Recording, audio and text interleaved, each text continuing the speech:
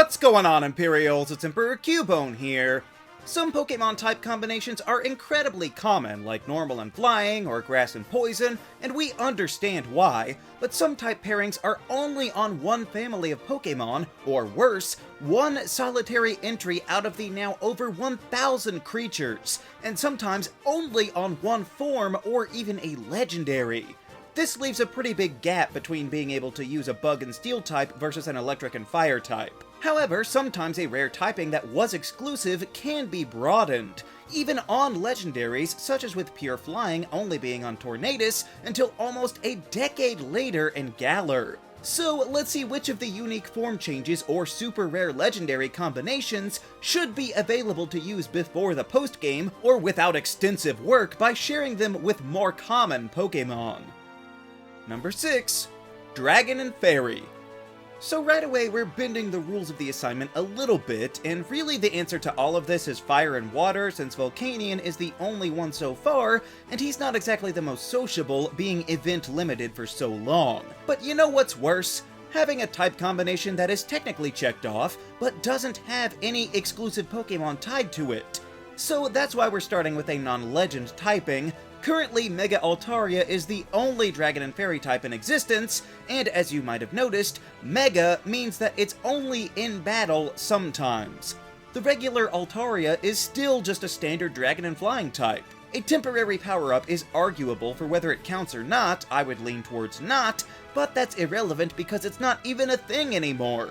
Mega Evolution hasn't been in the games since Sword and Shield came out. So that's locked away this type combination back on the 3DS. Whether you like Mega Altaria or not, you have to admit that Dragon and Fairy deserves better than that. So would it really be that hard to think up a cute little dragon that has mystical, magical powers to throw into the next region? It doesn't even have to be the pseudo-legendary if you're wanting to try something else for that, although it worked out pretty well for how they handled Dragon and Ghost. But this one could just be a random 2-stage line like Applin or something. It's a decent type combination on any kind of Pokemon. Fast or slow, strong or cute, it almost doesn't matter. It's just that with the exile of Mega Altaria, this is the first time ever the Pokemon series has removed a type combination from its roster. So that needs to be fixed as soon as possible. Make it a new starter for all I care, we just gotta get it in there somewhere. Number 5. Fire and Ice. While not quite as bad as the Left Behind Dragon and Fairy typing, the Fire and Ice type combo has been a long time coming, while only being on the regional form of Darmanitan. Well, actually, the regular Galarian Darmanitan is pure Ice, but since this Pokemon still has the Zen mode ability, it can still transform, which then leads the Ice and Fire type coming about.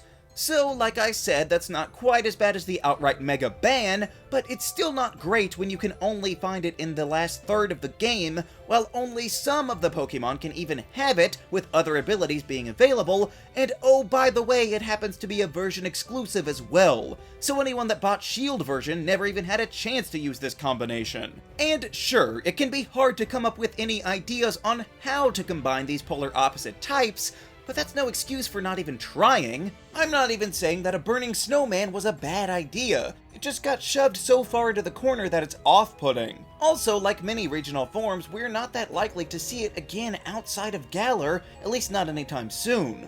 I mean, just look at Alolan Raichu. The only electric and psychic type Pokemon hasn't been seen since you could trade for it back in the Let's Go games. So locking these unique typings behind forms that you know will become outdated and scarce is getting rather tiresome, especially when Darmanitan easily could have pulled off the Ice and Fire in its basic form. Just carry those eyebrows over instead of just putting it on the Zen mode and then you're good. It just makes no sense to finally give life to one of the most anticipated type combos that you could imagine, only to put it on a version-exclusive regional variant form change sometimes.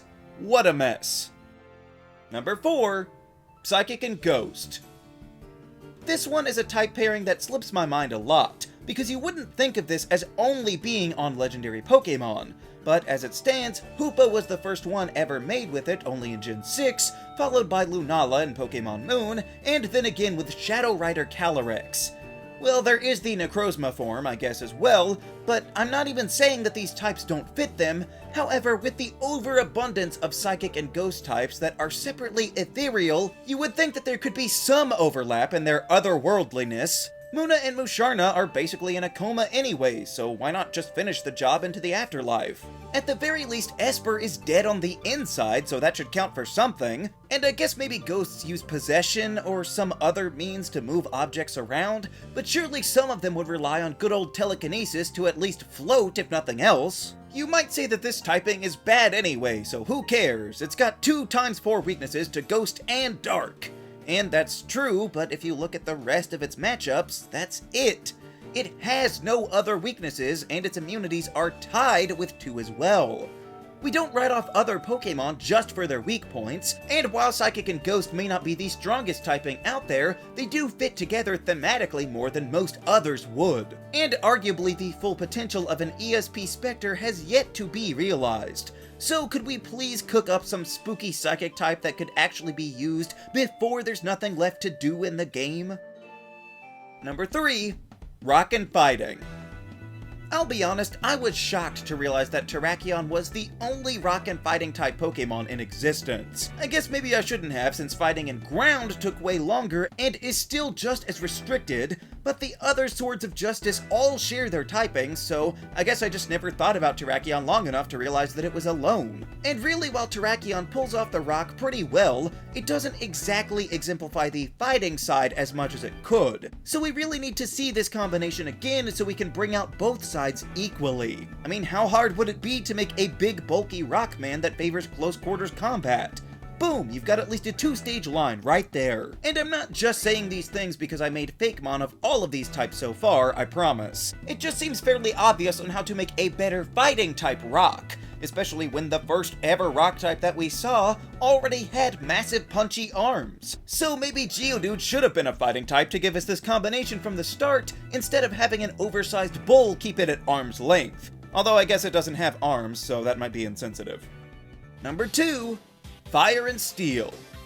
So Heatran is a weird legendary, since arguably there's not much reason for it to be a legend at all. And if that were the case, then I wouldn't even be talking about it. But when you hide away the only Fire and Steel type up in Stark Mountain, we've got a problem. Maybe the Fire-Steel typing is the main reason why Heatran is a legendary, because Fire and Steel is a surprisingly good pair, resulting in only weaknesses to Water and Fighting and a quad weakness to Ground, but that could certainly be balanced out by the 4 resistances and 5 quad resistances, the most of any Pokemon by the way, plus the immunity. So that is a worthwhile trade in the eyes of many, and leads to Heatran being a go-to pick for some, especially when many other more powerful legends get banned, while the Lava Dome Pokemon gets to fly under the radar. But imagine if this type pairing were found more readily in the game. It certainly wouldn't be all that hard to come up with an idea for how they could do it, at least to give it a try. It's not like Fire and Steel are such strangers from one another. They overlap all the time, whether it's forging a sword or a fiery furnace, or hey, what about a coal-powered train? That would be perfect, and it's basically just smashing together 2 existing Pokemon anyway. But since many people may never have had the opportunity or even desire to ever try out a Heatran, they won't know how good this combo can be. Well, at least until you run into a Mudslap or something. All you would have to do is make a simple bomb-style Pokemon and then place it around the 4th gym in the game or so, and then this would no longer be a problem, giving this typing a fair chance to actually be represented in a real way. Number 1. Dragon and Psychic. This one is probably the most outrageous of all the unique rare type combinations, because it is by far the oldest to remain out of the hands of common Pokemon. It has been since Gen 3 with Latios and Latios that Dragon and Psychic has been locked away as some sort of special status symbol. It wasn't even until Gen 6 that they would even touch it again, and that was only as Mega Evolutions of the same Pokemon that already had it to begin with. Now it is true that Necrozma did use this pairing again in its Ultra form, so good on Necrozma for trying to do these types justice, but are we really going to say that Ultra Necrozma is more common than the Lati twins? And sure, we did get gifted a free Eon non-Pokemon in Omega Ruby and Alpha Sapphire, so maybe you would say that makes it more common or at least usable for the masses in a way that it wasn't before. But that gift isn't there in Gens 7, 8, or 9, or Gens 3, 4, or 5 for that matter. And it's not like this is even a broken type combo, because it's weak to 6 types, resists 6 types, and is neutral against 6 types. So it's an even split, with each possibility having a third of the type chart underneath it, which means that there are plenty of other type combinations that are better, but still found in abundance compared to the poor lack of Psychic and Dragon Pokemon. They could take it in any number of directions, a small harmless little funny lizard kind of thing, or it could just be the new pseudo-legendary in the region if that's what you wanted, while at the same time checking off the Aberline homage that seems to be a requirement as well. This isn't even the combination that I'm most passionate about, but when it's technically checked off yet largely unusable for the last 20 years, it sort of turns the whole thing into a mockery. So sure, on paper we have Psychic and Dragon, but we've never really been allowed to use it in a meaningful way. So could we please see this and the other type combinations as well available much earlier on when the next gens come out? Which exclusively rare type combinations would you make more common? Let me know down in the comments. Also be sure to leave a like, share this video, and subscribe so that you too can become an Imperial today. And until next time, stay grounded.